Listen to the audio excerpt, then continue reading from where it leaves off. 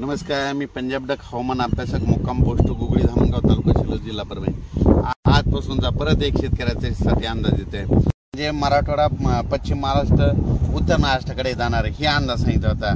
पाऊस आता राज्यामध्ये आता बराच पुढे सरकणार आहे, म्हणजे उत्तर महाराष्ट्राकडे सातारा, सांगली तिकडे देखील जाणार आहे आणि मराठवाड्यात देखील बऱ्याच ज्या ठिकाणी नाही पडला त्या ठिकाणी ह्या 3 दिवसात चांगला पाऊस पडणार आहे। म्हणून ही खास करून शेतकऱ्यासाठी आनंदाची बातमी। शेतकऱ्यासाठी आनंदाची बातमी मी योगायोगाने ह्या जुलै महिन्यामध्ये 16 तारखेला काय होणार, एक लो प्रेशर तयार होणार आहे आणि 20 तारखेच्या दरम्यान एक लो प्रेशर बंगालच्या खाडीमध्ये तयार होणार आहे। दरवर्षी जुलै महिन्यात कधीच बंगालच्या खाडीचा पाऊस आपल्याकडे येत नाही, पण यावर्षी अशी परिस्थिती की जुलै महिन्यामध्ये ते लो प्रेशर येणार आहेत, म्हणून हा अंदाज लक्षात घ्यायचा।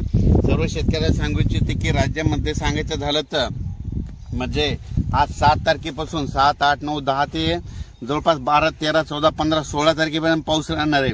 पण परत एक शेतकऱ्याने आणखीन एक अंदाज घ्यायचा।